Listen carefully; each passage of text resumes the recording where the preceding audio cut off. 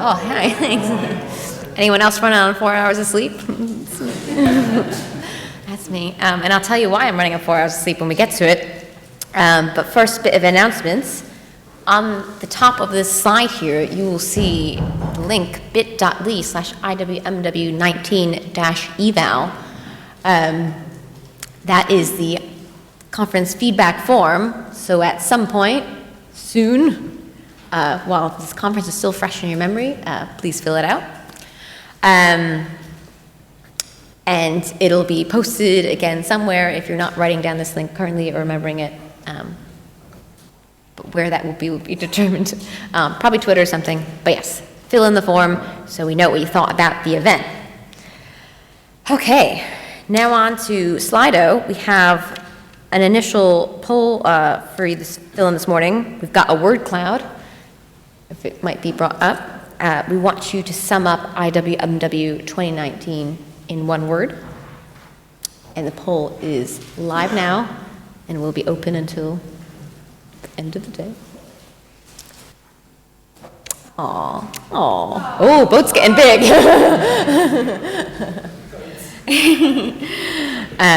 Rightio, so just feel free to fill that in whenever. What do we get in alcohol? Humid. Very good. Now on to some prizes and winners. So following on from last night, Claire has picked her favorite team name from the quiz last night, and would you know it? The favorite team that won is Claire's Accessories. So to claim your prize, email Claire your email addresses, and she will email you your prize, which it sounds like a good one. So. Who's Claire's Accessories? Oh no, really? No. That's a shame. So email Claire, and that gets us into the real prize challenge of this week, which was the photo scavenger hunt, which an amazing 6 teams took part, but took part to a level of commitment I was not anticipating. And if you're on the HE Digital Slack, join the photo channel just to see the wonderfulness of what's there. But I thought I'd share a few highlights of you about the weird things we got you to do this week.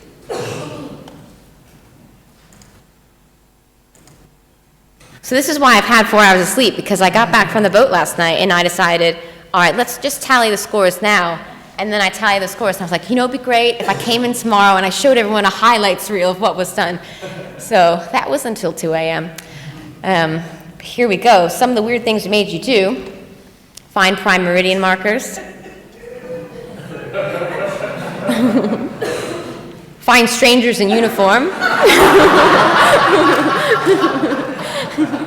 Which some of you, like to have them surreptitiously in the background, but some of you just went up to people and be like, hey, take this photo from me. Get to know the local dogs. Which, yeah, Pete went all out and just asked someone to hold their dog, so that's impressive.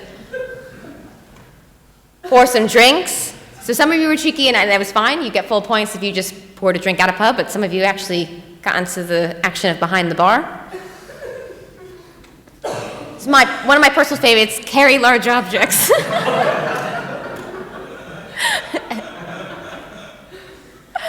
and then my all-time top favorite, hang from fences.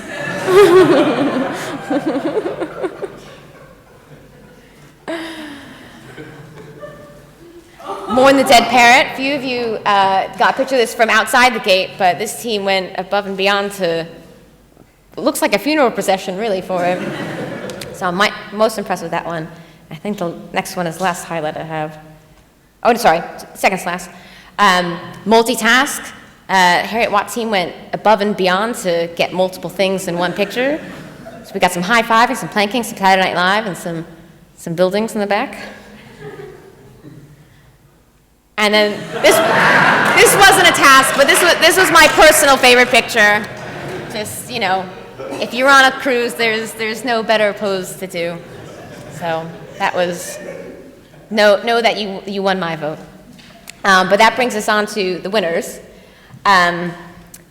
which won by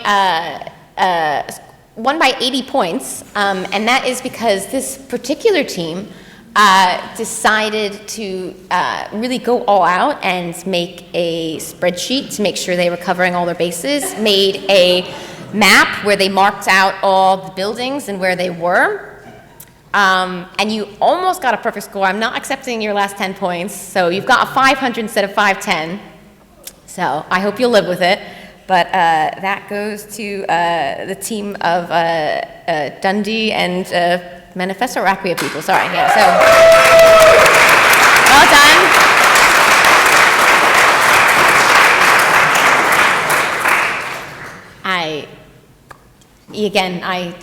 I will never underestimate Pete ever again. Yeah. I mean, and they were team number one because he came over first for a sheet, so I should have known then. But your prize is also a secret email prize, so everyone in that team, please email Claire. We'll get back to you about that. Yes. Okay, and thanks so much for participating in that. That was, yeah, I get my team at work to do weird things. I didn't realize that everyone here would catch on and do this, especially with that in the run. So thank you for the personal satisfaction I'm getting out of this conference. All right, and I think without further ado, that brings us on to the talks. And this is how I remember how to transition.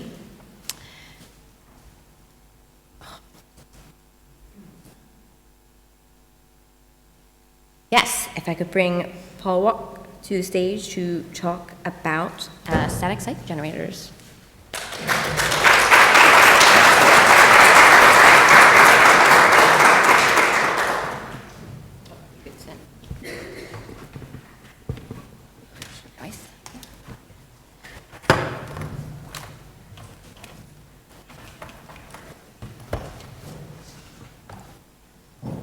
Oh, good morning. I had a memory that I spoke at one of these events quite a few years ago, and I had the first speaking slot in the morning after the conference piss-up, and I got up that morning, and having been an enthusiastic participant in the conference piss-up, I was feeling dreadful. I was really, I'd reached that slightly shaky stage in the morning.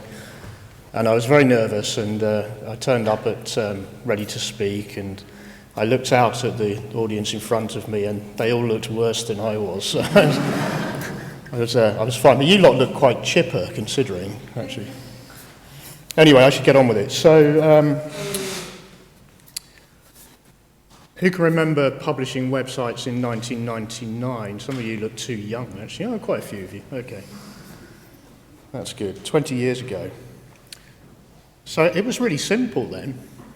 We used to have one web manager typically, maybe part of the marketing team, maybe part of the IT team. It used to vary between universities. We'd use terrible desktop tools like Dreamweaver and even Microsoft Word at one point. I can remember dealing with HTML that had come out of Microsoft Word. God help us. And then, once you'd assembled your website and had it looking completely different, actually, on your desktop to what it was going to look like on the web server, you sort of published it, said a little prayer, and that was it. And then there was, the one guy who looked after the server, who you would talk to occasionally to fix the web server. And it was pretty straightforward. Very few moving parts, not much that could really go wrong. Not much functionality either, but, we got by. Those were happier times, weren't they, 10 years ago?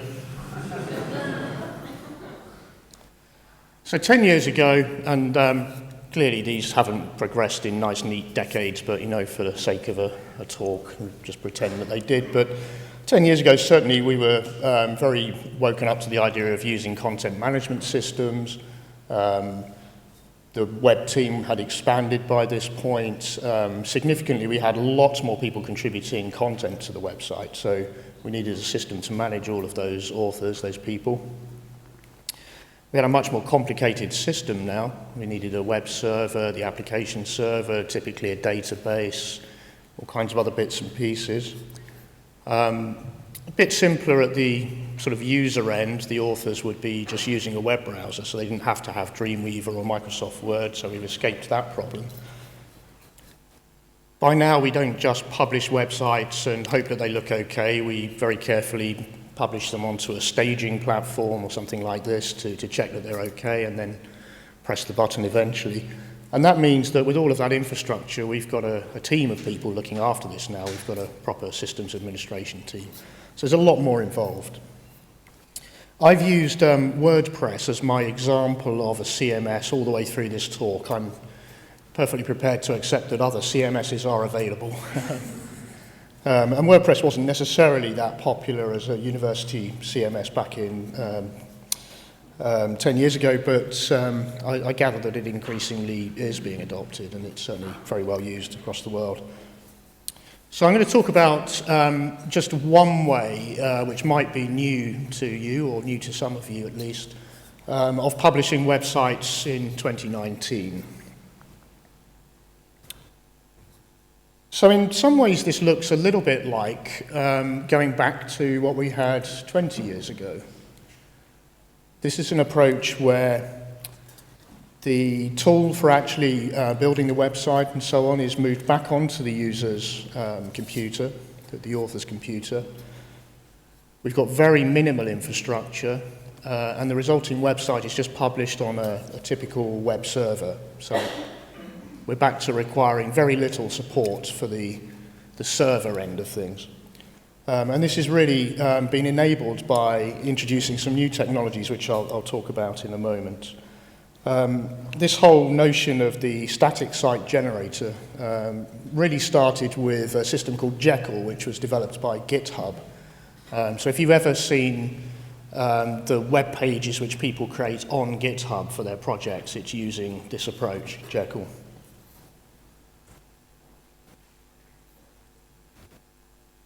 So the technologies which have really made the difference, the first one is Git. So can you put your hand up if you have absolutely no idea what Git is? Okay. So those people who just put their hands up are the honest people. Some of you will certainly know what Git is. I suspect there are more people who have a very, very vague idea what it is. But in a nutshell, Git is... It was actually invented by the guy that is responsible for creating Linux, actually, Linus Torvalds, and in some respects, Git might actually be the more significant invention. It's a way of allowing people to collaborate on building source code, typically for software, but also anything that involves really writing text. So you can use this for documents, for web pages, and so on. It's a way of allowing people to collaboratively develop with full version control and it has mechanisms for handling what happens if people overwrite each other's work and so on, and you can reconcile and merge changes. It's very sophisticated, not the easiest thing in the world to use. It takes some practice. But there is also now a service called GitHub, which I'm sure everyone would have heard of, which provides a sort of cloud version of Git, along with some other services and interfaces which make it much easier to use. So that's one technology that's really made a difference and allowed us to start to use static site generators properly. The next technology is Markdown. So can I do the same thing? Can you put your hand up if you have no idea what Markdown is? Okay, for the people who have no idea what Markdown is, go Google Markdown because it's the coolest thing. It's just really, really fantastic. I'm a massive nerdy enthusiast of Markdown. I use it for absolutely everything. It is very simply a way of marking up text in the way that HTML does, but in a much more readable fashion. You can read it as a human being. I mean, none of us want to have to read HTML. But with Markdown, you can just read it, and so it makes a brilliant, simple format for marking up stuff that's going to be on the web. But you can just use it in your own notes applications. People use it in email. I use it in email a lot now. Quite good for mobile devices too, so there are thousands of Markdown-compatible iPhone apps and so on. Very important, and it really makes the difference. It allows the idea of managing web pages as files, as text files. It makes that tractable again in a way that it wouldn't be if we were having to write HTML. And then finally, the static site generators themselves, which are, I'll go into a little more detail about what they actually do, but essentially they're just a tool which can take Markdown and turn it into a website. So those are the general characteristics. I guess I've kind of covered that already, so this was very poor presentation preparation. But one of the important things to really emphasize here is there's no database involved. This is all using text files which are on your computer and in Git. So the transparency and the ability to just manage that content is tremendous. It's just really obvious where things are on your website. You can go straight in there, look at the sources, make those changes, and republish. So in a static site generator, we have what's called the content model. It's a very grand phrase, and really all it's describing is how have you arranged your content in folders and files. The sort of thing that you do on your desktop to arrange your own documents, you use exactly the same approach with this. Then we have the content pages, which are written typically in Markdown with some metadata added. We have a few templates, which is really just about styling, adding the CSS, the layouts and arrangements of content. We have the generator software, some configuration, and then the different static site generators have sort of a few other functions. It depends. They have little sort of whistles and bells, but basically that's the main arrangement. So apparently there are 463 static site generators available according to this website, which creates this handy list of them. You'll see that number one is Jekyll, the one which really started it and the one which is used in GitHub itself. But number two is a system called Hugo, which I'm going to talk about as my example of a static site generator. The main difference between them is that Jekyll is written in a programming language called Ruby. So in order to use Jekyll, you have to have a Ruby environment, and that immediately makes it something which is really aimed at developers, software developers who want to document things, that sort of audience. The great thing about Hugo is it's the world's simplest installation. You literally just download the executable and that's it, you just run it. It's written in a language called Go, for anyone who cares about that kind of thing. So I'm going to go into a little more detail, and I'm going to use the example of the Dublin Core website. So I should say I'm one of my contracts is to manage the Dublin Core Metadata Initiative, which I've been doing for a couple of years now. And one of the tasks I gave myself was to sort out the website, and I used a static site generator approach to do this. So it's a pretty big website, and it's a very old website that's been in continuous development for more than 20 years. I think the oldest documents I can remember are from 1995, I think. And so that's been through all of those stages of development. You know, it's been the enthusiast web manager writing HTML by hand on a text editor through the sort of CMS phases. And it's got, you know, thousands of web pages there. And so the challenge of trying to get all of this into a more manageable and sustainable footing was quite considerable. And it's taken 18 months to get there of just doing this in sort of weekends and evenings. The great thing is that now that we've succeeded and we launched the new website a couple of months ago, it really is very manageable. The content compiles completely from the sources into the website in less than two seconds on Hugo, which is astonishingly fast considering how many thousands of files that's actually dealing with. And the whole thing runs on, I mean, the cost of running this is the cost of my time and the people who write content, who are all volunteers anyway, so they don't cost anything, and $5 a month for the web server. That's the cost, $5 a month for the infrastructure. So Hugo, I've mentioned, is the second most popular static site generator. The only other thing I'll mention about this is that it's been very actively developed and in some really interesting ways. So it's got that, because these are open source projects, it's always very important to sort of check the community behind these things, make sure that they're developing, that the community's healthy, that there's more than one person leading, doing the development and so on, and it ticks all of those boxes. So we talked about the content model. Here is just a quick screenshot of the GitHub pages. So the Dublin Core Metadata Initiative website is in GitHub. It's in a private repository there. I'm hoping that we can just make it into an open repository. We just have to go through and carefully remove all of the sort of rude comments and passwords and things that have crept in. But as I said earlier, essentially it's just a hierarchy of folders and files, and you just have the usual sort of job of figuring out your information architecture, but then you just implement it that way. It's very simple. And one of the really nice things I want to really emphasize about this is that the structure of the files and folders directly relates to the URLs. So once you have figured out this, you have a very clear understanding of how your website is actually going to be constructed. So the content pages, this is a screenshot of one of the pages in a text editor that I use.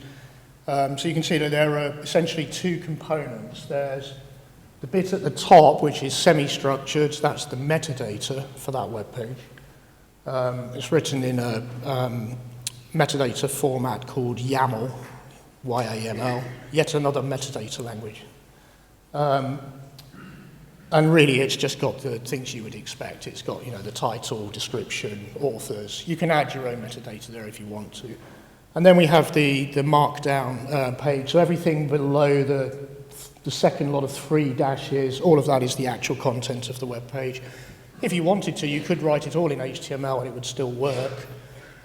What we typically do is write 95% of it in markdown and occasionally put HTML in where we have some particularly tricky bit of formatting to do. So there's an example of a bit of HTML in there at the top. And then the templates for styling this, This is a relatively simple one. You can get as complicated as you like with the templates. You can do very clever things. We use Bootstrap for the layouts, as many people do.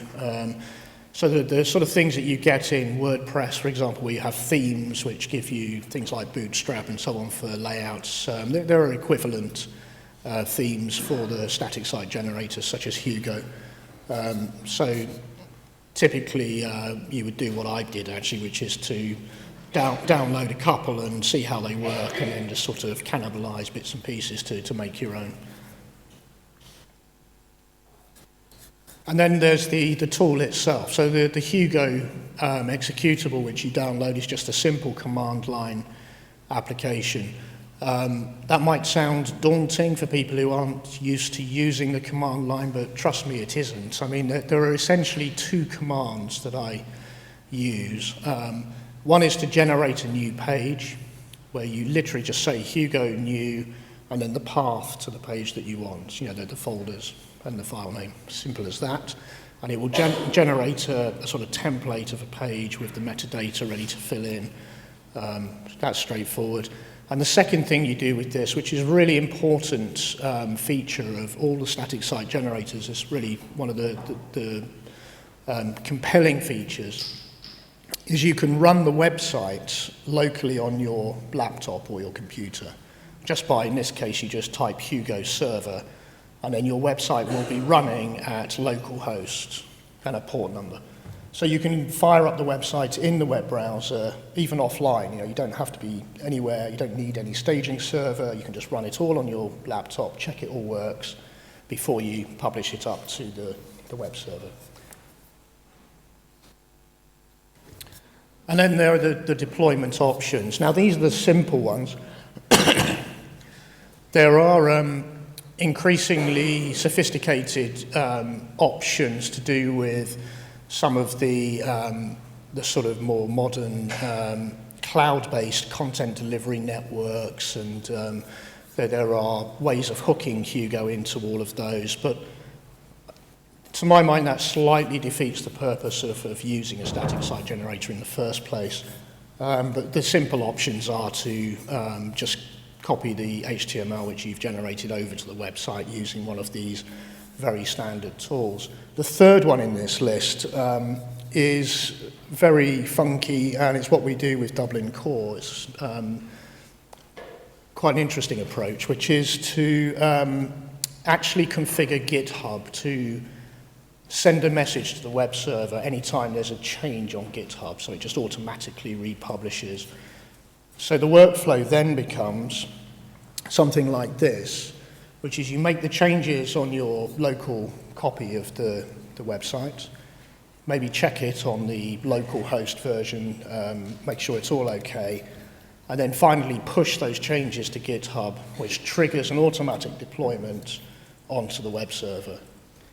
And this has become a very robust and straightforward way of publishing the Dublin Core website. I've got the slightly confusing thing at the bottom left. It's just to show that for the more technically minded, Dublin Core is famous for its metadata specification, so we publish a lot of technical documentation, and this works just as well for publishing that kind of technical documentation, even the machine-readable versions of that, like JSON and XML and Turtle and so on, as well as HTML. So I guess the big question is, why not just use WordPress? That's the thing. So I talked earlier about the complexity. There really are a lot of moving parts in WordPress or in any CMS of that type. And one of the other things is the interest which teenage hackers and people who write sort of semi-automated random vandalism scripts and that kind of thing. Those people are very attracted to WordPress because they know if they can break WordPress, they can affect, a very large number of websites, which is a shame, but it's reality. So this means that you really need to keep your CMS up to date. And that's actually a lot of work. This graph and these figures are from the WordPress site itself, and it says that around about half of WordPress installations in the world are already 3 versions behind the current. That makes them vulnerable in 2 different ways. It makes them vulnerable to stopping working, and it makes them vulnerable to security breaches, to these teenage hackers and the like. So we have this issue that with something like WordPress that we need to keep the software up to date, and there's actually quite an overhead there. It's quite a lot of work. The security updates arrive quite frequently. You have to plan when you're going to apply those updates. It might involve downtime. You know the score with CMSs. The other thing I would notice that, and this was very much part of my world at one point, where I was working in universities, bidding for research funding, and we found that the researchers were starting to add clauses to the funding, saying that anything you output, including websites, needs to be available for some arbitrary number of years that had occurred to the person in the funding council. 10 years it started to become quite typical. I'm not sure if that's still the case, but I very much doubt it's less than that. So suddenly you're committed to keeping something online for 10 years, keeping a WordPress installation online for 10 years where the project has finished and there's no funding and you no longer really care about it, is just not going to happen, frankly. Too much of a challenge. If you have a single WordPress installation covering many such websites, there's a possibility that that might be sustained. But that typically isn't what happens with research projects, in my experience. And then there's the issue just of backup and preservation, which is really quite a challenge for a system like that. You've got to back up software, data, database, and so on. And hope that those backups are going to still be deployable in 2 years from now when the operating systems have moved on and so on. So I would say that's a headache. Sustainability is a headache. If sustainability is a headache, then security is a migraine, really. These are figures from various companies with websites that are essentially, there's an industry now that's just grown up around trying to keep WordPress secure or trying to monitor all of the various vulnerabilities and so on. 14,000 vulnerabilities listed in one database, 28 new ones discovered in the last month. I mean, I'm sure they exaggerate because they're trying to drum up business, but even if they're exaggerating, that's quite worrying.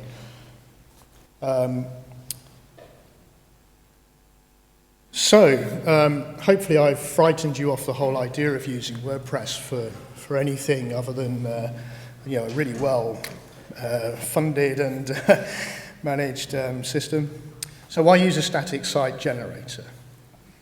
So I think there are a couple of criteria where using a system like this starts to make sense. So if you have a small number of authors, so typically a project website will have one author or maybe a couple of people collaborating, and that's a very common model. I'm personally involved in dozens of websites like that, where I'm one of 1 or 2 or maybe 3 authors.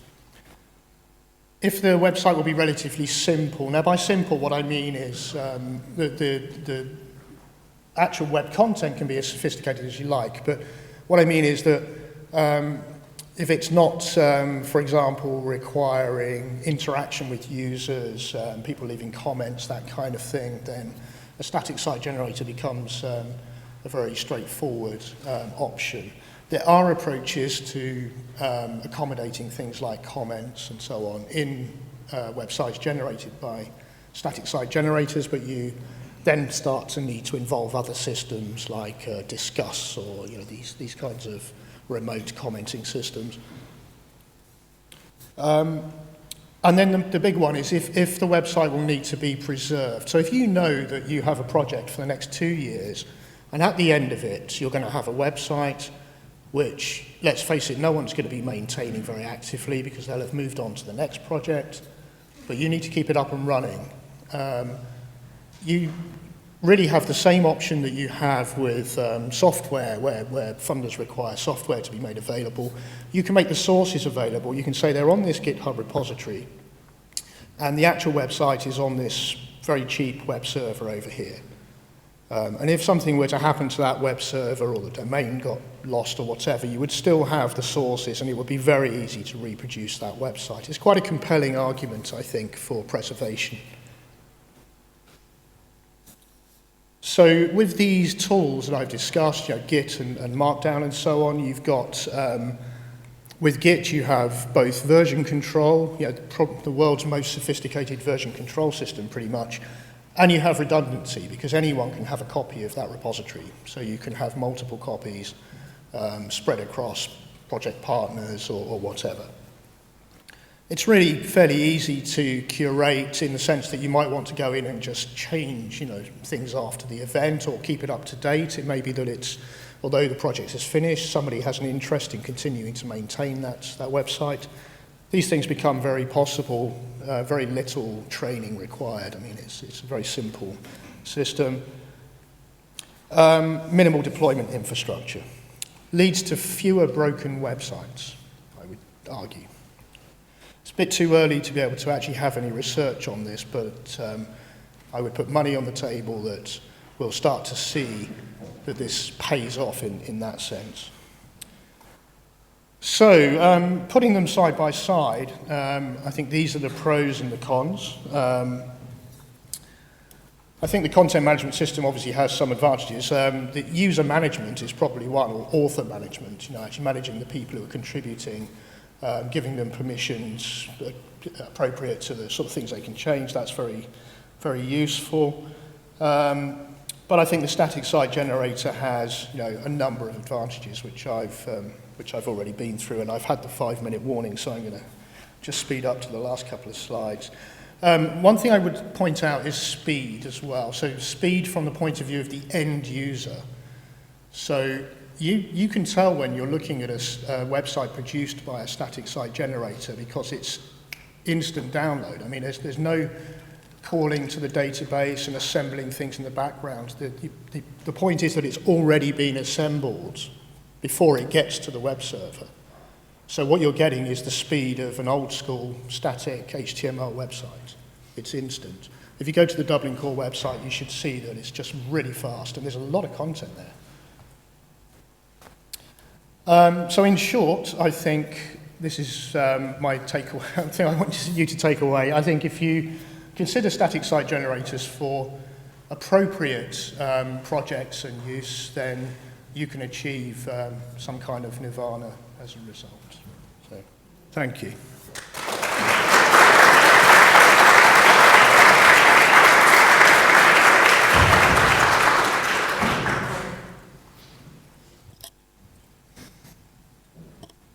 Alrighty, thank you, Paul. We have a couple minutes of questions. Ooh, someone's very keen.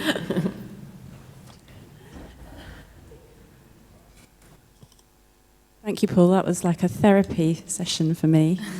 A bit traumatized by the security issues of WordPress, and I'm tasked with building a new site for the Royal Academy of Music. We're part of the University of London. We have a lot of research that has to last not just 10 years, maybe 200 years. So that's why I'm interested in setting up a project.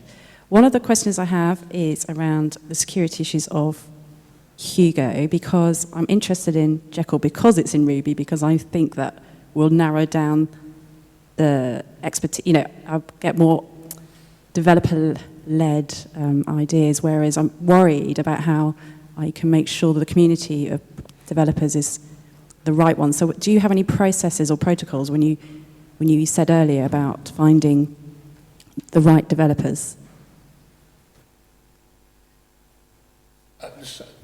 Sorry, you're talking about evaluating the developer community. Checking the compliance for the developers when you mentioned earlier, just before you were talking about the open source. Ah, yes. Yeah. Yeah. So What I would suggest you do is look at the Apache Foundation, because the Apache Foundation certainly used to, and I'm sure it still does, had quite a lot of documentation about the steps you ought to take if you're evaluating an open source project.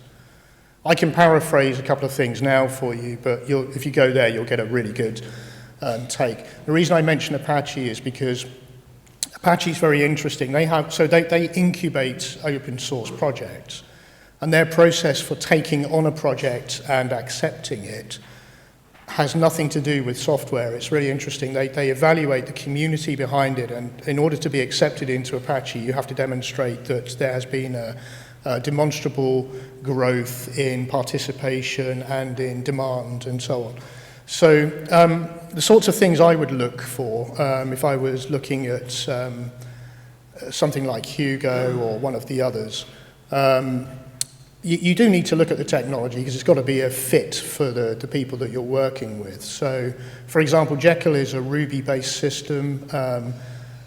Ruby is an interesting programming language, but it's not one which is widely used in higher education. If you're working with researchers, then they're more likely to be using Python, so that might be a consideration. But the main thing, I think, is to look at the developer community itself. So they will have their source on GitHub almost inevitably. Certainly that's the case for the first few of the ones in the list there. And GitHub itself provides tools to give you an indication of how frequently that code is being updated, how frequently they're addressing bugs, responding to issues from the community. You can see there on they have issue trackers, so you can actually just see how busy and responsive it looks. A very important one I would suggest is to look for projects where there isn't a single person really doing all the work, but there are at least 2 or 3 people that are doing a substantial amount of it.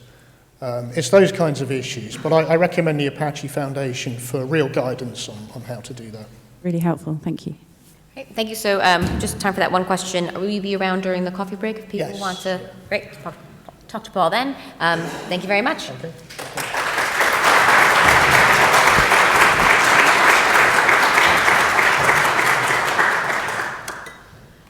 Radio. So this session this morning is on delivering digital. So Paul just talked to us about the technology side of it, but we can't deliver digital without people. And so we're very pleased to welcome Anna Radley from the University of Greenwich here to talk about developing communities of practice. Oh, yes, and I would just say, so this talk is not going to be live streamed. I'm not even following my post-it notes. So to the people following us along at home, goodbye for now. It's been a pleasure. But you can come back.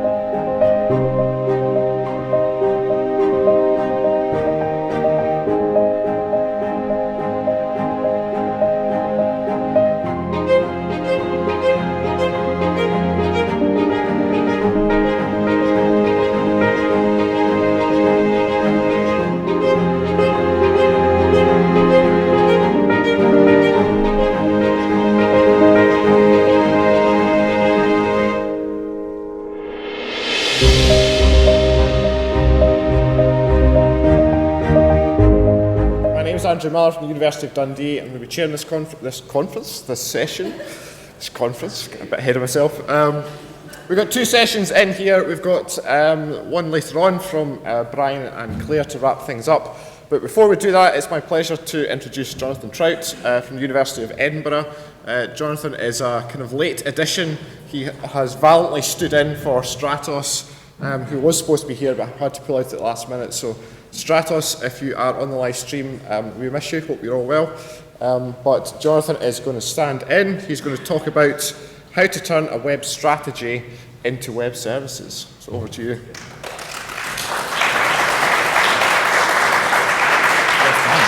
Great. Thanks, Andrew. When I've been asked to speak at these things before, it's usually because I've got something to talk about. That we've achieved something. You know, we used to be terrible, we did a thing, now we're awesome. So this isn't that kind of talk.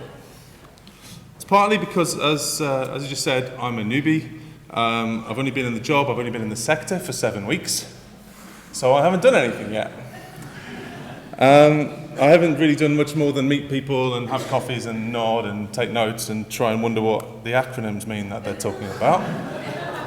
This is real, I promise you.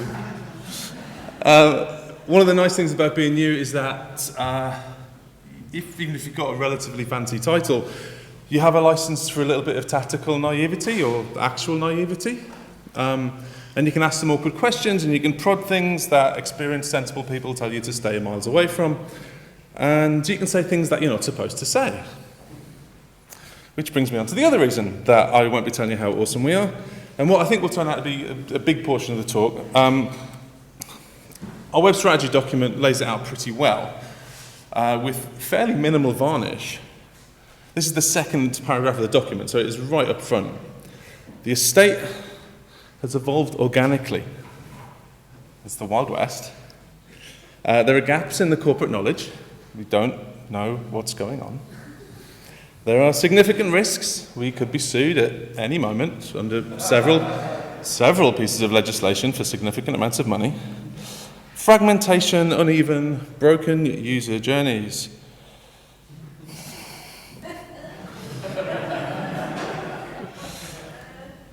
So I'm going to tell you a little bit about those challenges.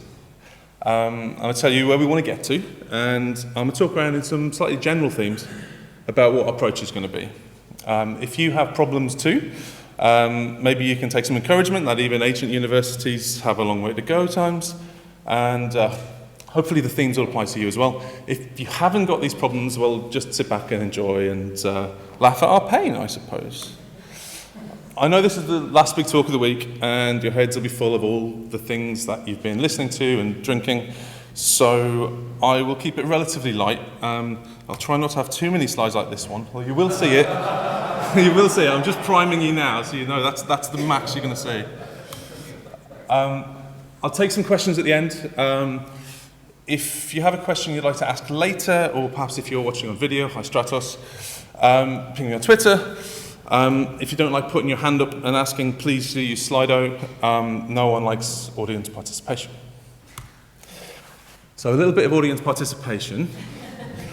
So a couple of years ago, Stratos, whose I say title I inherited for this talk and probably wouldn't have started by telling you how much we suck, he opened by asking the audience a question. I'd like you to raise your hands if you know for certain exactly how many websites your institution has. No one. That's amazing. Oh, cool. Anyone for the nearest 50? Okay, 3, 4, 5, 6 people. That's brilliant. I won't pick on you and make you tell me how many. So, this is our number. 1,497 websites. Ish. So that's not including the 400 subsites of our main website. That's not including around 500 test websites. And that's not including externally hosted websites, which I learned from Gavin from Little Forest's talk yesterday. It's around 14,000. I didn't know that until yesterday. So that's going to be fun working out. We've got over 1 million indexed pages, not including anything behind a firewall, anything on SharePoint, Confluence, Wiki, Yammer, MyEd, or any of the logged in systems. No one knows what's on each system. Half the time people just build a new website. It's easier that way. We've got a lot of students. We've got a lot of staff spread around 150-ish departments, 450 buildings. And about 10% of those staff have got editing rights on the website. Yeah. Numbers can be a bit weird, but here's a quick scroll down the list of departments and channels and that we link to from our website. Yeah, good.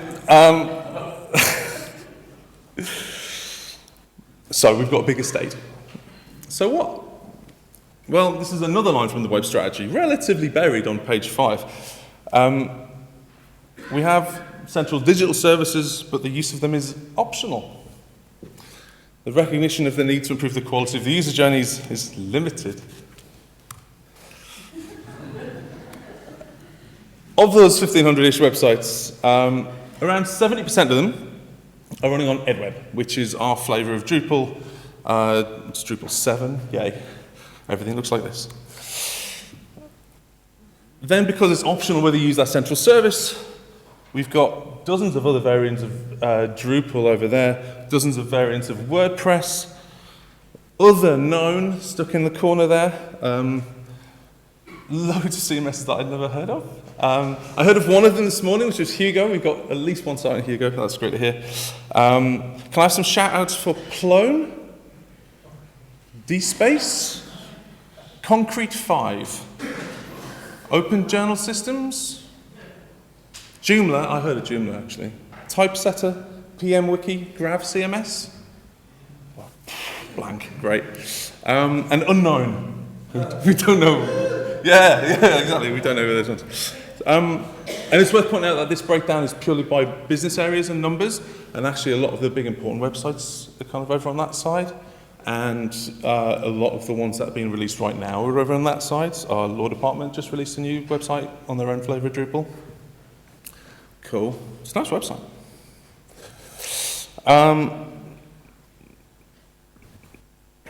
Why? Why are they doing that? Because the perception is that the central office isn't meeting their needs. Doesn't look very good. Kind of, more 2009 than 2019. It's tech, it's kind of limited. It's functional and it works, and it actually does an awful lot more than people think it does, but there's not a lot of flash up front. That's flash with a small f. The dev's been kind of essentially frozen in place since it launched. We kind of launched with the MVP, and there wasn't really a kind of a funding stream to keep it going.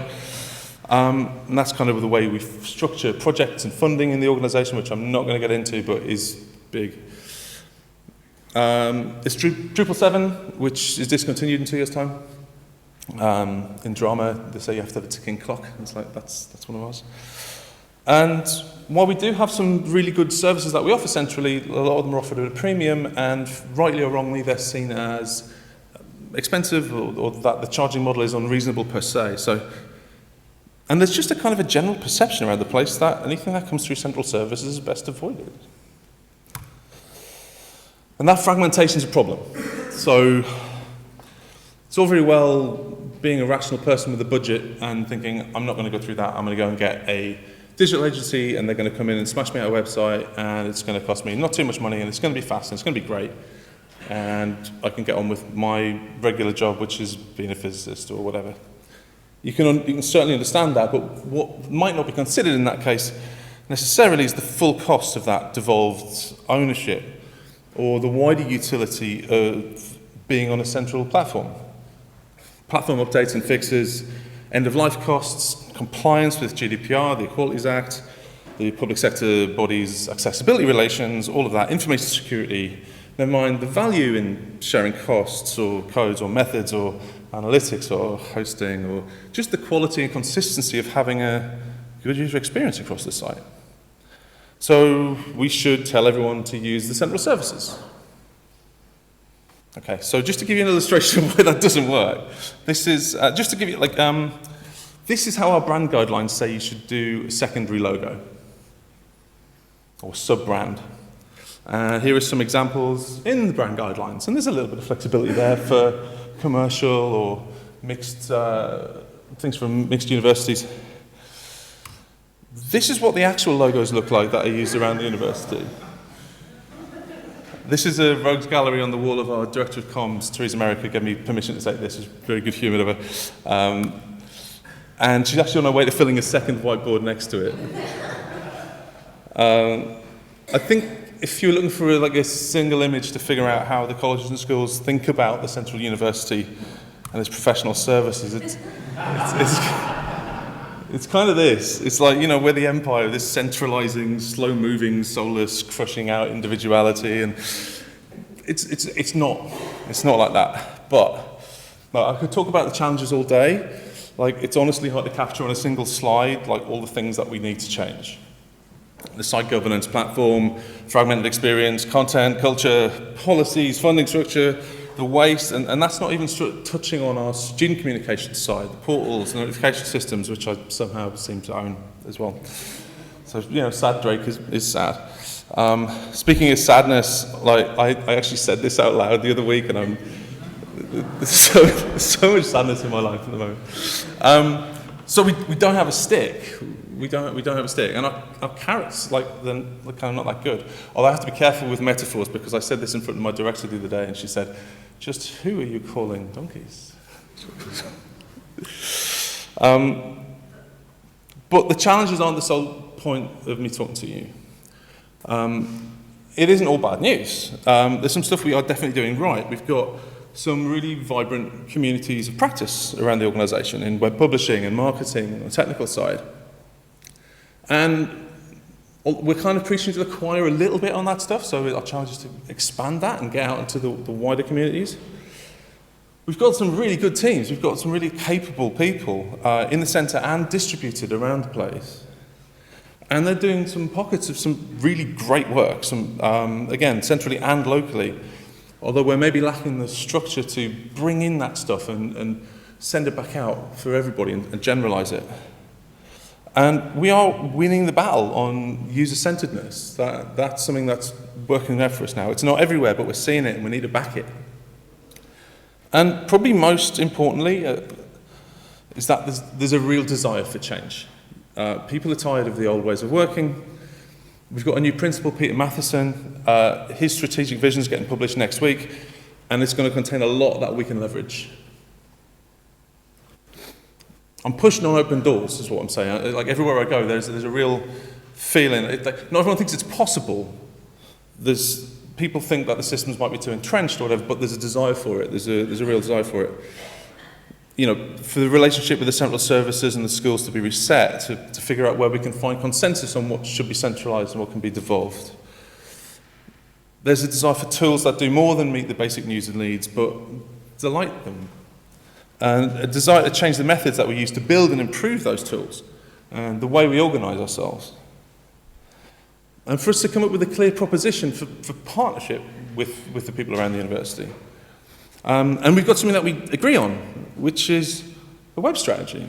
So this was collated by my predecessor, Colin Mahaffey, after a year or so of hard work and engagement around the university. And it's a really good document. And it's on our website, if you can find it. But it's a great thing to inherit, and it's a great thing to take forward.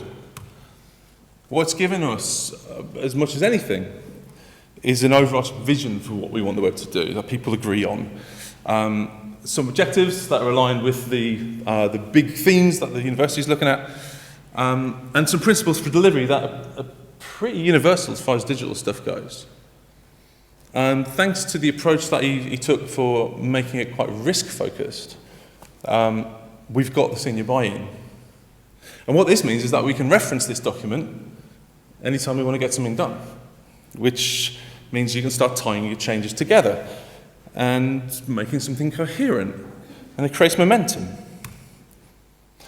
One way of thinking about strategy is that it's like a plan designed to get a long-term goal. It's like the things you're going to do to get to the future state.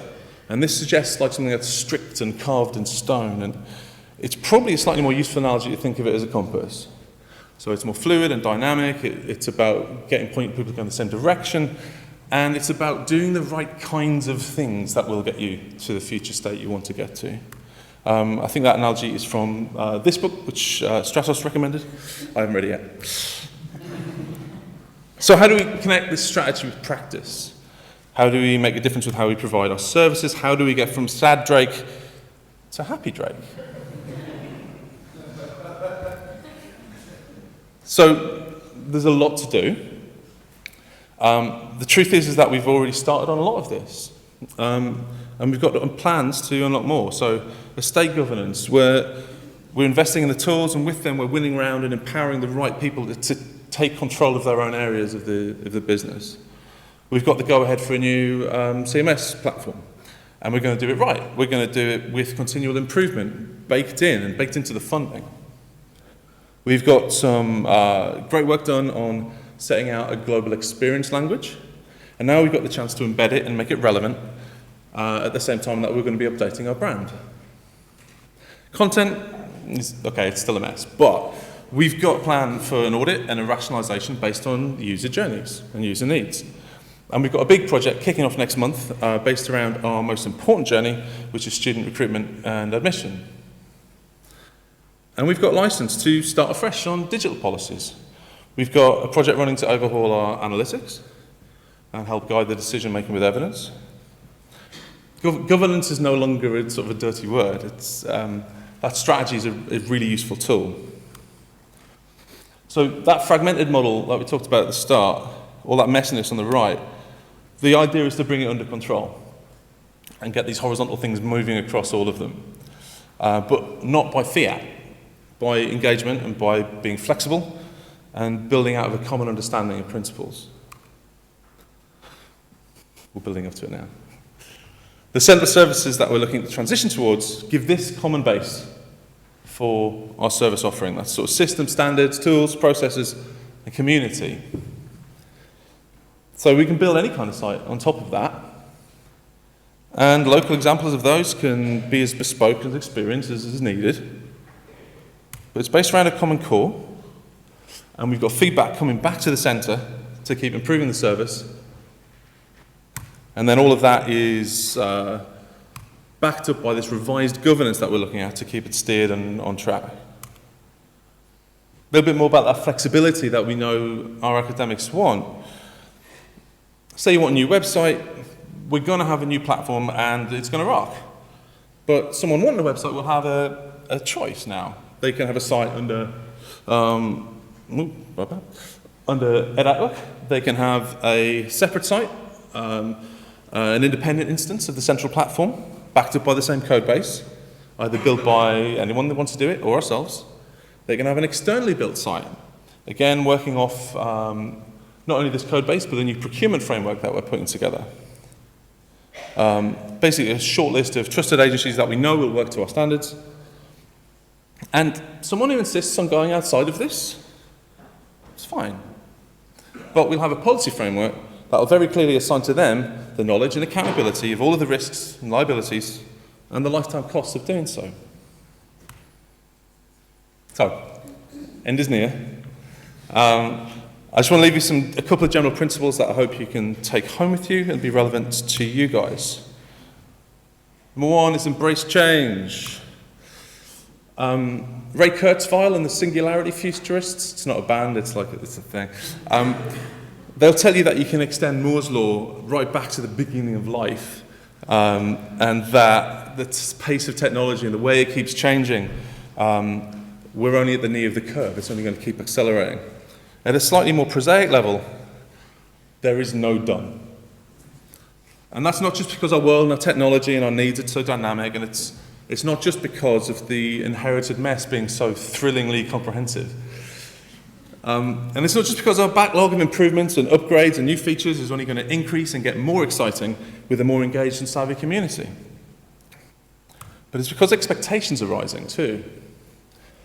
Edinburgh's digital products and services aren't going to be judged against Sunderland's or Strathclyde's. From a user experience perspective, We're in competition with Instagram and Monzo and Uber and Apple. We're being trusted with the data and the attention of some rightfully demanding customers who've paid a lot of money, and we need to act like it. So how are we going to do it? So it was really interesting to see, can we get rid of digital as a thing earlier? We're trying to get rid of IT at the moment. So digital could be great. We want to move towards a more digital model. What does that mean? That means users being everything, building your site out from the end user's key journeys. It means building your products and services around your internal users' requirements and letting them set the direction. Multidisciplinary teams. We're in these big vertical silos still. Bring together devs and your UX and your content, your marketing, and whoever else you need into teams to build around those user journeys. Give them clear goals, but give them ownership and give them agility. Let them prioritize their own backlogs and co-develop with the users and stay out of their way. Moving from projects to products. Projects with set scope and time and money and process versus products with a prioritized backlog and iteration and experimentation and a steady flow of investment because you know it's something you want to back. Continuous improvement is going to be projects every time. I was at a technical workshop the other day, run by a colleague, and we did one of these post-it and dot sessions, and it was about the kind of the goals of this big technical project. And I added this almost as a little test to see what it was like. And I think the next highest post-it had like 3 dots on it. Like the readiness for change is so palpable. There's a very readable book about change, which I can recommend, called Switch. It uses this metaphor of an elephant and a rider. Please don't ride elephants in real life, it's not cool. But for metaphor, it's very useful. The rider is your rational side. The elephant is your emotional side. The rider holds the reins, it appears to be in charge. But anytime the elephant and the rider disagree, the elephant will win. If ever you've overeaten, if ever you've called your ex after midnight, if ever you've tried to stop smoking or given up on music lessons or slept in instead of going on a run organised by the amazing Lauren, you'll know this feeling. The thesis in the book is that you have to direct the rider, providing crystal clear, direct directions. Don't tell people to eat healthy, tell people to eat more leafy greens. Motivate the elephant. You need to win over the emotional side of the people that you want to change. They've got to want it, and they've got to want it in terms that make sense to them.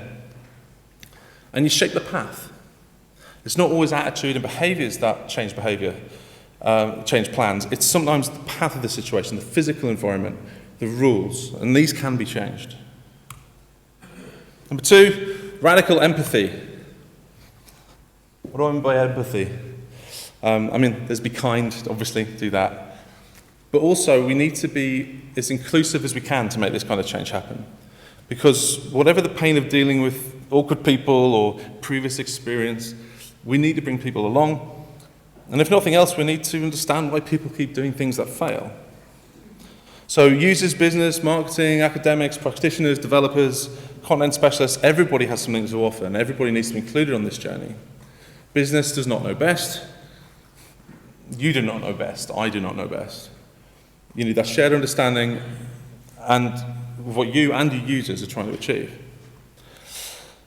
Once you've got your products, you need to double down on the empathy, because if you want to improve them, you need to get in there amongst those users. You need to watch people interact with your products. You need to pore over the heat maps and the eye tracking and the analytics. Talk to your users. Map their journeys onto a big wall in your office. Cover it with screenshots, insights, emotional maps, analytics, hypotheses. And anybody who comes into your office, you walk them through it and make them be empathetic too. We've got a great UX team. We're really hugely committed to developing the practice and embedding it into how we deliver our services. Right now we're doing a big series of workshops about imagining what future web services will look like. It is on the blog, if you're interested in reading about the blog. Which reminds me of another thing, is broadcast your work. You never know who it is going to help. Link to that. Be curious. Google image search, reinvent the wheel. Sorry. if there's good practice somewhere, tap into it. You know, this is a great example. Use your fellow delegates. Use the higher education web managers community. Dundee have been great for us. We've both Drupal users, they're pretty local, and we're fellow travellers, we're on the same journey. They're a few years ahead of us, which is super helpful to us. Use agencies wisely. They'll bring you expertise and new ways of working from outside the sector. In my last job at UNICEF, we used a optimization company who basically had their living from gambling companies before. Really useful for getting people to give money to charity, it turns out. Look around your organisation, because all that mess I was talking about earlier, there's some fantastic work being done. It's great to identify those examples and polish them and shout them and integrate them and make them part of what you offer. And then, lastly, if you're taking on the impossible task, you've got to aim big. It's a big job ahead of us. The mess is incredible, and the ways of working are entrenched. Funding can be difficult, and people will cross their arms and say, yeah, sure, good luck with that. Be optimistic. I think we're going to need a lot of energy and a mentality that we can and will change the world around us.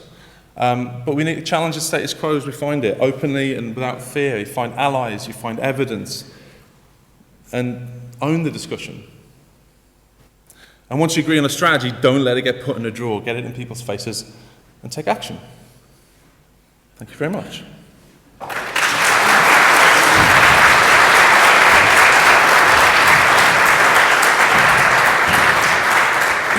That was fantastic. I think we have time for just one quick question before we move on. MD?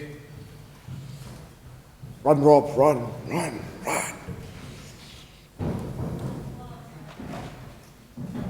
That was a really good talk. Thank you very much. Enjoyed it a lot. We are following University of Edinburgh closely, and all the strategic work that you do is very valuable. Thank you. My question is, in the University of Leeds, I'm Marion Kay from University of Leeds, I personally, in IT, have access only to funding that's allocated to projects. There is no other funding allocated to me. So if I want to do continuous improvement, it would be under the radar of certain projects or some kind of sneaky workaround-ish ways of getting the work that we need to do done as part of projects, even though it doesn't fit neatly like that. Just wondered if you want to comment on that, and if that's your experience as well. How do you work with that? Thank you. That's exactly what we've done. I'm new to this battle, and it was kind of the first thing I was asking when I joined my previous role. We did have funding for continuous improvements, and it's been very valuable. And coming into a system where there is this just sort of computer says no kind of attitude if you want to step anything outside of a tightly agreed set of parameters that was agreed 2 years ago, that hasn't consulted users since. And it's really hard. The way we're doing it is that our web project is essentially it's built it in. We've asked for the funding for 3 years. It's a year's dev and 18 months dev, and the rest of that time is continual improvement. How they got it through, I wish Stratos was here to tell you, because I owe the man a beer. It's an astonishing amount of work that they've done to get it there. Do what you can in the meantime, and I think if you can demonstrate the value, if you can show that it's worked either through peers or through your own methods of finding money from somewhere, show the quality. Evidence is always the thing, and if you can put that evidence against a strategy, you're going to convince people higher up. But yeah, good luck. Okay, thanks very much. Let's show appreciation for Jonathan.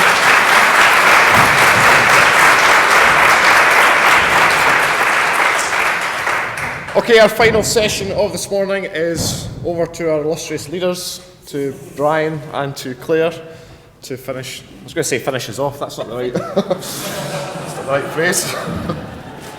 You're right, Andrew. It's been a long week. Okay, so we're going to start off with, if I explain this wrong, Kirsty, please do shout. Buzzword bingo. So as we've gone through the conference, I think it's fair to say that there's been various words,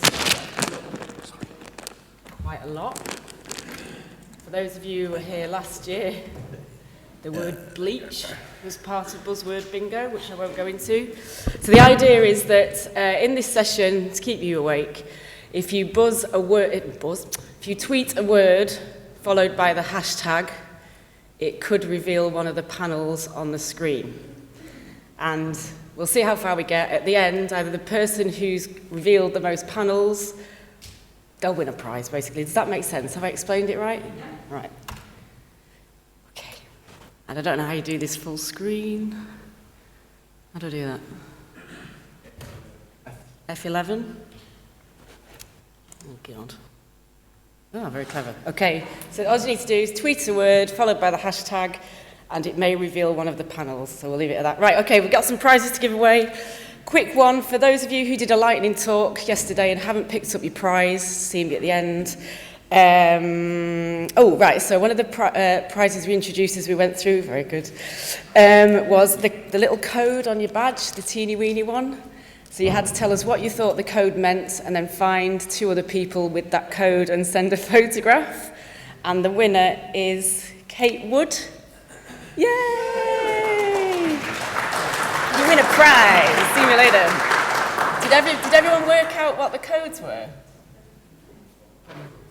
They were time zones. Yay! So thanks for Greenwich for doing something so clever. What was your time zone? My time zone, Brian, was the Line Islands, which are apparently 14 hours ahead of GMTV. What was yours? Mine was New Zealand. Oh, wow. There we go. Not sure what that means. Right, cool. Couple more prizes. We're going to give away some T-shirts, so you too can wear a beautiful T-shirt like Brian. Kev, you can have a T-shirt just for being awesome.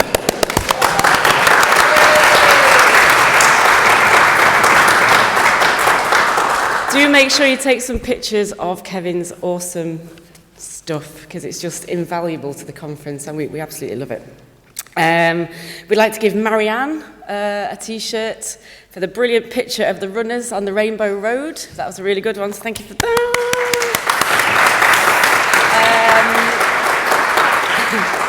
Somebody who's been keeping me generally amused on Twitter is Richard B. You look lovely. Oh my God, so funny. I think one of my favourite tweets was the one about the bed in the halls. Yep, my back is wrecked. Caleb Woodbridge, who isn't here because he's on paternity leave. We miss him, so we're going to send him a T-shirt. So hi, if you're tuning in. I'd like to say happy birthday to my dad. He's not going to get a T-shirt, but hi, Dad.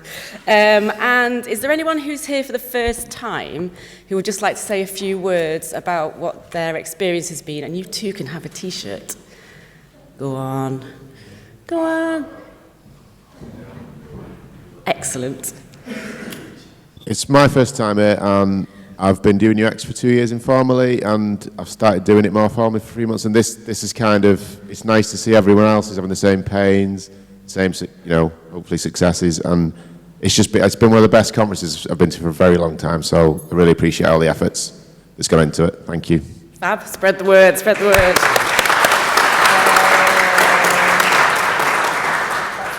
That's it. So, Are we going to put this? can you just go to the second slide?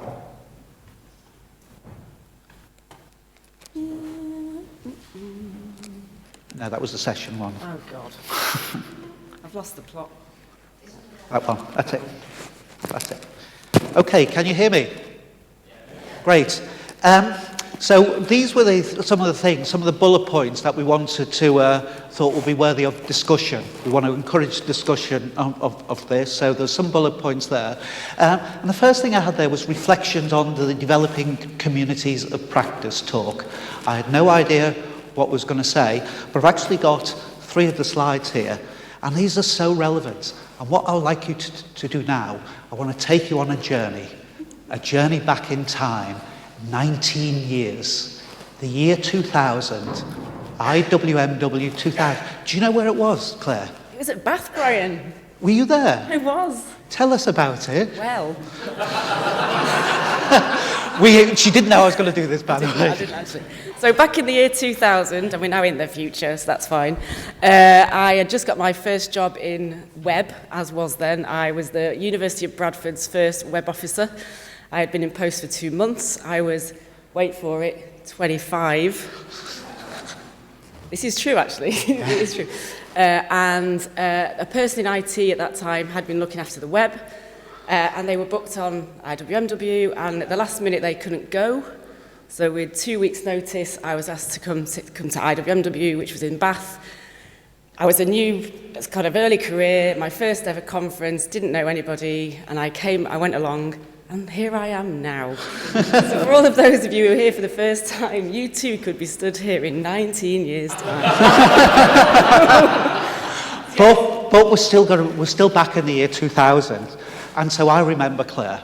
And she actually comes along to me and says, so what's this all about, Brian? You know, I want to be a web geek. I want to do these things. And I says, no, it's not that type of event. It's a community of practice. What's that? Well, it's groups of people who share a concern or a passion for something they do and learn how to do it better as they interact regularly. Do you remember when I said that to you? Absolutely. Why? Come on, you do the top line. Why have communities of practice? Well, it's all about professional development across and between organisations. Across organisations, what you might get in the future, if this really works, will get some universities send about half a dozen of people in their team to come along, and they gel, and it's across universities as well, we break down silos, marketing people talk to digital people. No, not digital people, that's in the future. What's this word, teacher? That's what it'll be in the future, because it's about breaking down the organisational silos, sharing of knowledge and building better practice. Well, you knew that. That's what you thought it was about. But the thing that Claire hadn't quite twigged was it's about happier, more motivated staff. Do you remember what was the special thing in 2000 about making happier, more motivated staff? The barbecue and the Oh, there's rubber a band. barbecue and a weird group of people doing rapper dancing. I was very baffled.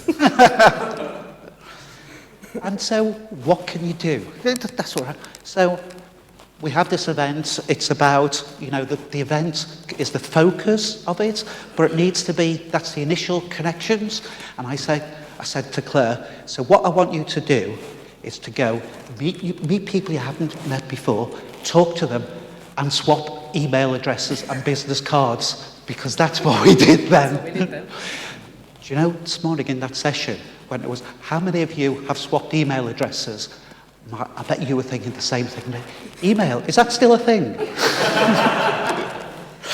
And so it's about them building on that type of work. So building on it. So one of the things we tried to do last year, well, building the communities of practice by people with shared interests. In a way, we started to do that in this event with the lean coffee. So you'll notice we got rid of the masterclasses, kind of a bit sexist and a bit too long or wherever. That was the feedback. And so, you know, the lean coffee, and that, the one I was in was absolutely amazing, and I've heard lots of positives about the other ones as well. But last year we said, but it needs to go beyond the event. Can we do it on a regional basis, as happens in Scotland so successfully? But it didn't really happen. And I'll be asking some people to grab hold of a mic and wave their hands. Maybe the London group had a meeting, but it hasn't continued. Is there an option there? Ireland, by the way, anyone from Ireland still here? I believe there is an Irish group set up, so there's maybe some feedback for that. And then beyond the event. So we have a blog, an IWMW blog. Should this be a shared resource for the community? Should it carry on throughout the year? Okay, we've got about 100 people here. Who thinks, many of you content people, many techie people who also can write things, who thinks they're capable of writing one post between now and next year? Can I have a show of hands? Okay, that's everyone, apart from you at the back. Can you explain yourself? So, one post a year, we've got 2 blog posts a week for next year, and we can review it. Okay, so that's really good. That'll be good. But we kind of need somebody to look at the governance, the shared resource, you know. To maybe to set up the blog as a community. We have a group of people who are responsible for the administration, for looking at, make sure it's not too spammy or not too marketing or something. So there's an opportunity for the things that you can do as part of the community.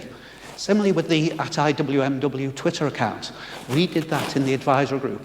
Somebody took responsibility for a week, sharing links to something of interest out there, or maybe the good stuff. Maybe you could say 3 tweets a week. Who reckons they can 3 tweets in a week? You can have it. Maybe 1 tweet is about showcase of the good stuff you're doing, and 2 tweets about good stuff and sharing it out there. Opportunities for you. Then we've got the issue about your future career. So we have the young person before and after. So we've discussed this, you know, the other day, and there's been a lot of discussion about how we can facilitate that. But there's also the other end of your career, which is not necessarily when you're old, but when you're made redundant, or you're worried about your future. And I think we've had some discussions with some people about maybe you still want to continue, but is there a role? My former colleague Paul Walker set himself up as own consultant. Not everybody can have a consultancy and go over to China to set up websites and the like. But there might be the role in working together, digital agencies. So I'll ask you, is you, James, still around? Yeah, so if you can grab a mic after this to say something about that. And then there's also the event. The scale, scope and sustainability of IWMW. So a few years ago, I was thinking, need to think about these issues. So I asked Andrew to be a member of the oversight group, and he'll say something about that. Just after that, we'll have the... and then in 2 years' time, it'll be the 25th anniversary, and we need to start planning now, including a location. So start thinking about those. So now over to you. Over to you guys. Put your hands up. And can I have the runners? Who's got the mics? Who's got the mics? So what do we think about the idea of the regional groups? Because is everyone here from the London group? Yeah, certainly a few years ago, back in the day, I organised a few of the northeast ones, and that ended up being kind of the north. So we have people from Bradford, Leeds, Sheffield, Manchester, Liverpool, and to be fair, they were brilliant. We did like maybe 1 or 2 a year, and it moved around the host institution. So has anyone got any thoughts on regional groups? Would you like to put one on? Hi, yeah, it's James from the University of London. So as part of the University of London, we run a kind of termly member institutes digital meeting. So we bring together colleagues from Birkbeck, LSE, UCL, King's, etc., who are part of the University of London. So yeah, it was just really to say that we could expand that out if any other institutes in the region are interested in perhaps coming along, or a kind of spin-off meeting that might come out of that. Yeah, please give me a shout. It's james.j.moore@london.ac.uk. And actually on the Slack channel, there are regional groups. No, on the Slack workspace, there are regional group channels. So if you search the channel list, you should be able to join the channel of your choice. Anyone else got a thought about setting one up in their region that isn't London? Anyone from the north? I think probably one of the things, we had some discussions about a Yorkshire group after last year. And I think really agreeing a date with enough people who are like, yeah, I can do that date, and getting a venue, and maybe some kind of sponsor to buy us some booze or something. But at least 2 of those 3 things is enough, and then you've got something to aim at. I think where we kind of drifted slightly was, oh, maybe this date, maybe that date, but I think if you can get maybe 10 people or 7 people just to kind of say, yeah, that Friday afternoon we can do that, and get something picked. And I think probably maybe the Slack channel, or maybe there's a bit of double hit maybe through the email list, so that if not everyone's adopted Slack yet, we won't miss anyone. Maybe Brian could facilitate a bit of extra. I don't know whether we've got our database kind of tagged with regional data, so you could say... Database? What? We've got a CRM, right? Database. We've got a CRM strategy, right? Oh, okay. What? But no, I think just getting some things get something in the diary and let's I think something to say, it goes back to the talk earlier on, that somebody has got to take the lead on it. It's as simple as that, and as Duncan said, JFDI. If you don't know what that means, I'm not going to say it out loud. Not with your dad listening. My dad listening. Hi, Dad. So don't wait for somebody else to do it. I think that would be my recommendation. JFDI. Paul, you have a question? I just want to slightly push back on the Slack thing. So I've been doing a great deal with Slack in the last couple of years, and I'm a fan of Slack, but I think it's good at some things and really not very good at other things. And one of the things it's not very good at is just having that sort of background community where people are just occasionally posting and maybe having a little chat. And the reason it's not very good at that is because if you're subscribed to several Slack channels, excuse me, it becomes quite hard to actually follow those things, and you just tend to not follow them. What it's very good at, I think, is as the communications channel for an actual project where you're collaborating in real time. But as a sort of community building tool, much less useful. And this will be the old fart contribution, I guess, for the discussion. But the best technology, I think, for maintaining a kind of an ongoing, occasional discussion for a community of interest or a community of practice is called email. It's an email list. It's actually, there isn't anything better. Okay, yeah. I think there are issues about scalability of things like Slack. One thing we have found, and it was Kev who introduced it about 3 or 4 years ago, was Slack for the advisory group. And we have regular, hour-long Slack meetings once a week, and that works really, really well. But yeah, we have to think about how it would work on a community basis. So we've got a question on Slido. Where is the conference going to be held next year? Where is what? Conference tell them not to be so year. impatient. Next week. Other question? While we're still, look, we're going through in order, you know. Any other questions? Oh, there's one at the back. One at the back. No, go, Mike. No, Mike.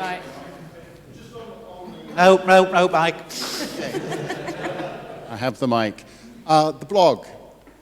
I don't know about other people, but blogs that are just organized as sort of a chronological order of posts and so on aren't that helpful, but blogs that are organized by themes so you can understand which resources are going to be useful to you, I have found much more useful. If you go to sites like Intercom or Drift, they organize their material that way. It's a much better resource. Happy to help you do that if you think that is of value. Okay, we'll have a chat after, yeah. Okay, so... Over to Andrew. Future career. Oh, yeah. Claire, how do you see yourself in 19 years' time? Study. No, I think it is an interesting one, because the thing, 3 years ago, I had what I thought was a very stable full-time job in a higher education institution, and then there was a restructure, and then that job disappeared. And there's probably some of you in the audience for which that could be a reality. I guess my piece of advice would be, and again it comes back to the development thing earlier, develop as much as you can, learn as much as you can, talk to as many people as you can, get out and about as much as you can, make yourself known, and basically talk about yourself a lot. Brian always said to me, why don't you blog? And I never did. And I kind of wish I did. But I literally, I've got all of my work since by meeting people at this conference. And that is the absolute God's honest truth. I would also recommend LinkedIn. Some of you might not like LinkedIn, but it does work. It's just a bit of food for thought, really. So if anybody is having that restructure nightmare hanging over their head, there is life after a restructure, but it needs a bit of careful thought. So if anybody is interested in finding out more, or how I've gone about what I've done, or if a group of people want to get together and talk about their future, if you might want to specialise in something or take a different path, it might be something that is just worth keeping the discussion going in some way, shape or form. So I don't know if anyone's got any thoughts on that. I think I just stunned everybody into absolute silence. Someone on side asked, is there a LinkedIn group for everything? No, there's not. There isn't. Should there be? Oh, that's something we might want to discuss. Yeah. Okay, interesting. Okay. If there's no more questions apart from the one that's been posed on Slido. So, well, could you... we've still got three. Three to go. Three to go. Had governance, community, accessibility, Brian. Cruise, Cutty, Run, Boat, Scavenger, Transformation, Greenwich, User, Digital. So it's 3 to go. Andrew, do you want to... So Brian's asked me to have a quick chat about the advisory, not the advisory. Oversight. Not going to work. So Brian asked me and Mike McConnell from Aberdeen to join an oversight group. Mike and I feel like complete frauds being on the oversight group because we have not done terribly much, but our aim is essentially this, to try and advise the organisers, the advisory group, on the long-term sustainability of this conference. I've been coming for a good number of years now. I think we've all agreed that it's one of the best conferences out there. What we're trying to look at is how we make it bigger and better in a sustainable way. We kind of have 3 S's that we're trying to look at. The scale of the conference, this is the largest one it's been for quite a while. The number kept on changing throughout the week. I'm not sure what the final figure was, but 190. 180. 180. 180. I like to exaggerate. Is it sustainable? Is it worth getting it bigger? Does that start to lose the community? So that's some of the things that we're looking at. The scope of it, we've changed very much from the early days of being very tech focused to being a bit more digital marketing focused. How much further do we go pushing that? And the sustainability of the conference as well, just in terms of the finances and whatever else. We're also looking forward to the 25th anniversary of IWMW. It's been going a number of years now. We're looking at different things that we can do for that and how we can do that. But before we get to the 25th anniversary, we have to get the 24th anniversary over and done with. So the pleasure comes to me to press this button and to reveal where it is going to be next year. I can't tell you how long I've wanted to press this button.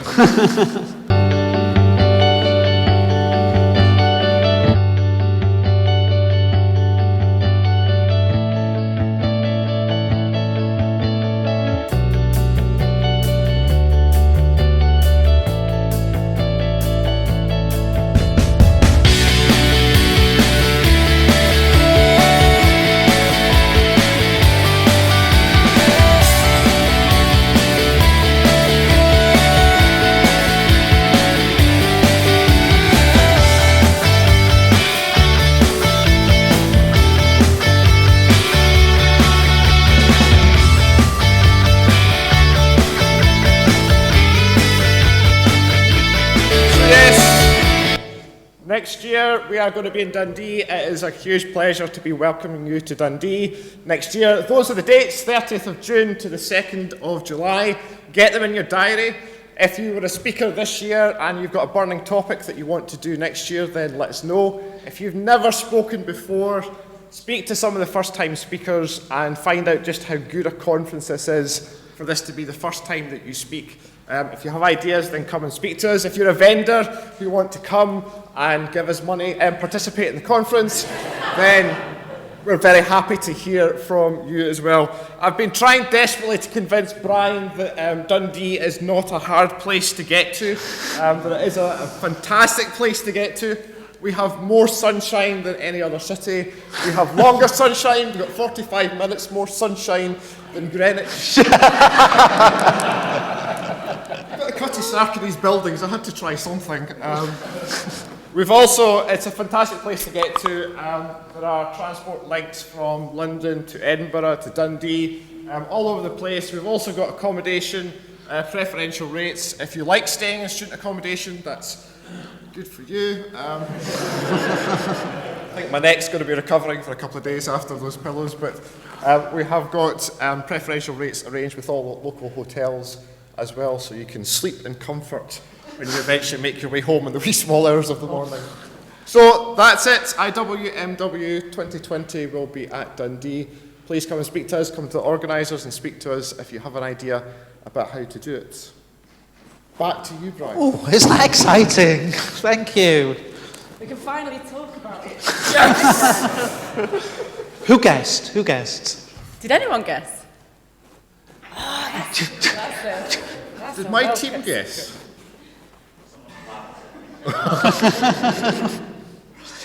So, it's come to the time when we have to, give thanks. Give thanks and praise. The closing. Oh, we still got those three. Oh, we'll... Mike.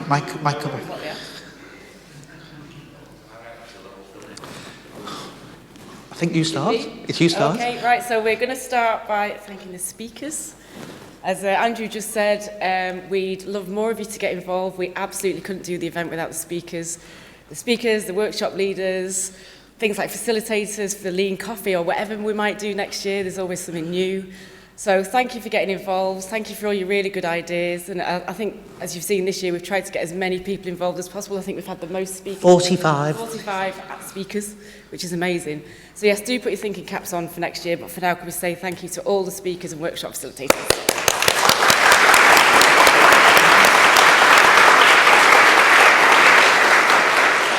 And I'd like to thank all the sponsors. We're probably the largest number of sponsors this year as well. Lots of sponsors who joined very much towards the end, because suddenly I realised we're going to have to pay for that river cruise.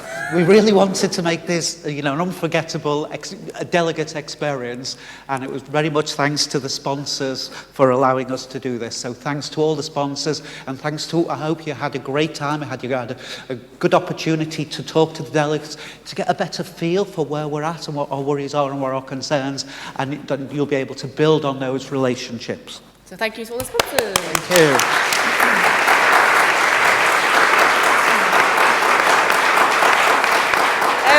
We've already mentioned the advisory group. Is there any advisory group people still here?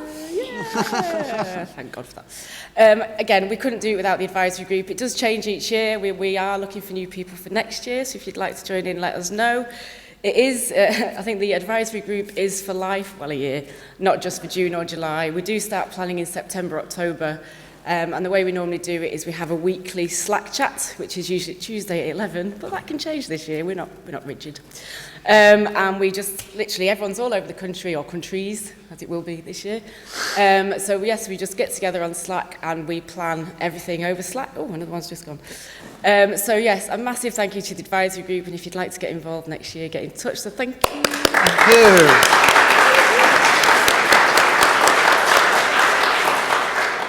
And so, Kirsty, was it 10 years ago you did this for the first time? It was. The first time? Oh, wow, what an amazing year that was. So this was when Kirsty was tweeting for the bus company. And was absolutely amazing. And it was real personality to it. But then the job finished. But I got to know Kirsty, and I says, could you tweet at a conference? Could you do this? Could you manage this? Could you do this? And she says, I've no idea, but I'll give her a go. And here you are, 10 years later, build with Rich, the live streaming as well as the tweeting, getting together and that remote audience and managing some of those things. And it's absolutely fantastic. We will be, again, thanks to the sponsors for funding the videos. There will be, how long is it likely to take for the... End of next week. Oh, wow. So at the end of next week, the videos will all be post-processed. We'll have the sponsor logos on, and they'll be available as a resource for each of the individual talks. So you can share that with your colleagues, and the like. So, but very much thanks to Kirsty and Rich, our official event amplifiers.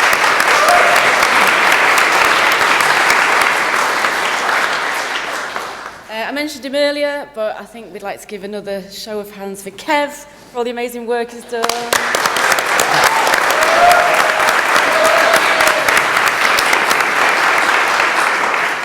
And are the University of Greenwich team here? Anybody? Lying down in a down. They've all cried. So I would like to just give an amazing, such warm thanks to the Greenwich team. They have been absolutely fantastic. I mean, Gareth has been great, not only with his talk, his inspirational talk. Gareth was pulling a lot of the levers behind, making sure that the Vice-Chancellor was saying the right things, but also a lot of, yeah.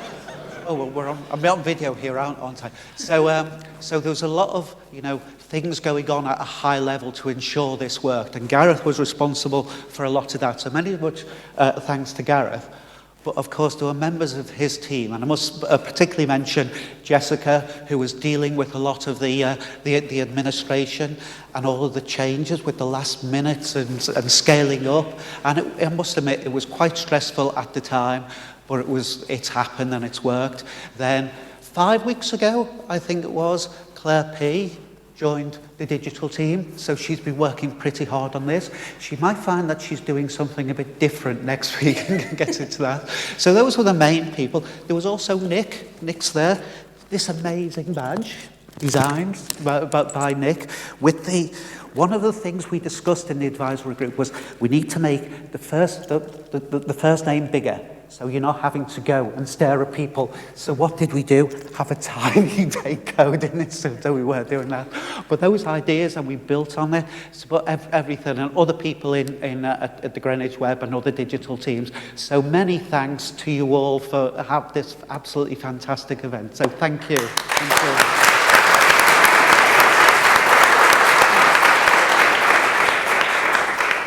And we'd like to say thank you to you. Thank you for coming. Thanks for your continued support of the event. Thanks for trying out all the new stuff. Thanks for engaging on Slido. Thanks for doing the photo scavenger hunt. Thanks for going on the run. Crazy people. Thanks for enjoying the cruise last night. I know it's a weird thing to say, but you genuinely seem to be having a really nice time, which is really, really good. We can't thank you enough, can we, really? And we want you to spread the word. Get more of your teams here if you can. There's a real value in bringing the whole team. And I know that makes the institution go, you can't all go. What if the website goes down? I've got a laptop and Wi-Fi, it's fine. So spread the word. Obviously, put the dates in your diary for next year. So yeah, thank you all for coming.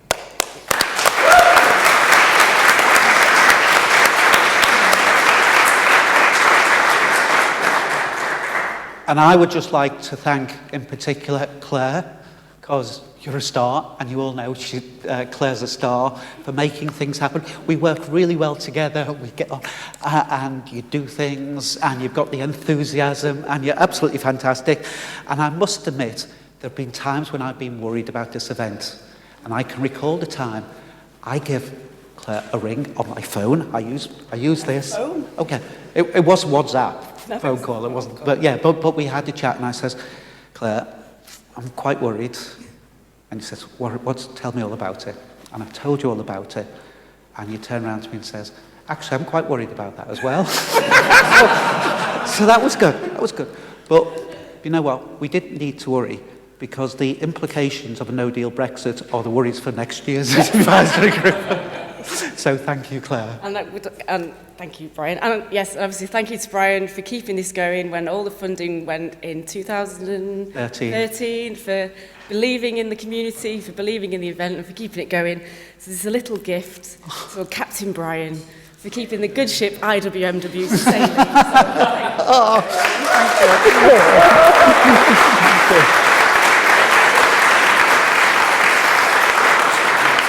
So we'll end. No one's going to get the last two, so we'll end the game. End game. Oh, not bloody Duncan again. Sorry, I just swore on camera. So there are the results. Do we know what the missing ones were? Can we reveal these? Oh no, did he not reveal? Get rid of okay. What? Oh, Meridian and Yoga. Oh. Yoga. Did we miss the yoga? Well, that was a brilliant talk. Slido. Right, yes. Have we got anything left to reveal on Slido? We asked you to put in, sum up IWMW in one word. Let's see what came.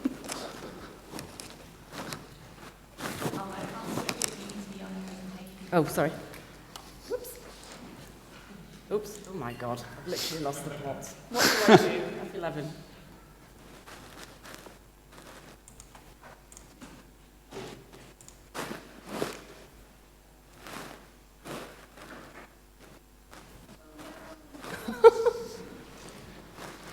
Don't fail at the last turn.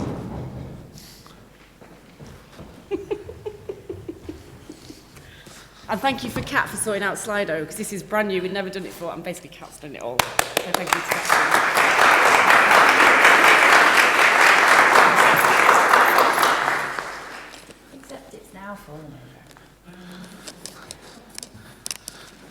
You want to keep talking? I'll just put something up. Keep talking. I don't know. So what are you doing after this? Do you fancy going for a bevy? I'm going for a pint, yeah. Or two? I'll go for it. Is anyone else sticking around who's not heading straight? Anyone going to Glastonbury? Oh, yeah. Yeah, one person's left early to go to Glastonbury. That was one of the things when I was chatting to Gareth, and he came up, we've got the date, we've got it all sorted, and it's all confirmed. And I says to Claire, got the date sorted, and here they are. And she goes, you can't, that's Glastonbury. I want to go to Glastonbury.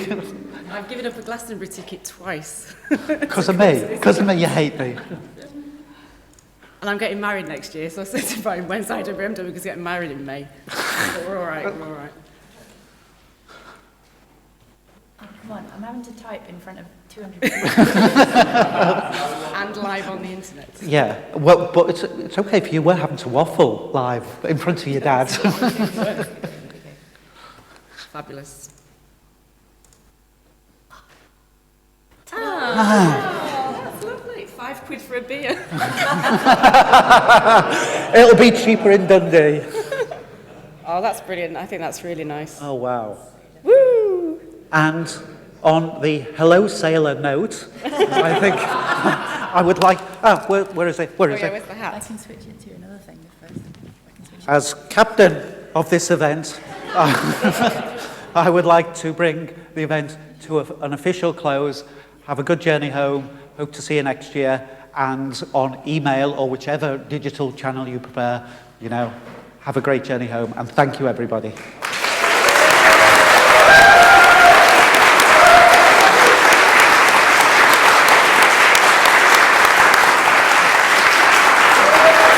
It's just like...